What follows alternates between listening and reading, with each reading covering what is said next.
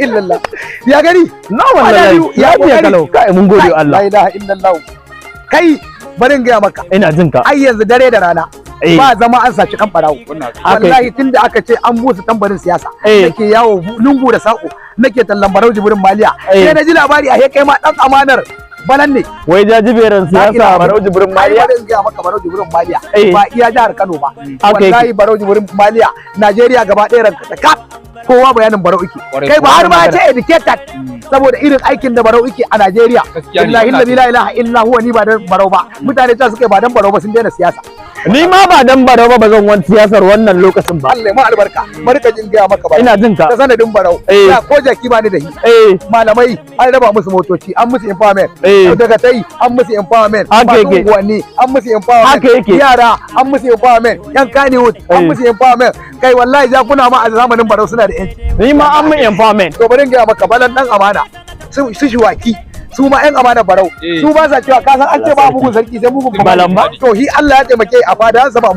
mugu wallahi ba mugu hi sai ka yana targargaza aiki dan nuna fa musamman ya bai kujerarsa ya san idan hida ba dan naga da ne wannan haka ya dan na koya wannan haka dan Allah dan annabi ni da ku mu da ku 2023 dan halak mu saka masa an gama mu saka wa dan halak idan fa muka yadda barau ihwadi ko to he mun yi kuka da hawayen mu wannan haka barau na rade da Allah muka wasa barau ihwadi a siyasa to na rade da Allah mu muka fadi wallahi mu muka fadi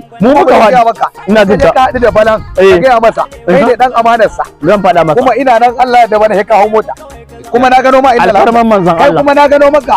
jajiberan siyasa wallahi in Allah da barau jibrin maliya zai baka mota haka yake Allah ya kuma bari in ga maka ina jin ka Buhari yace a Najeriya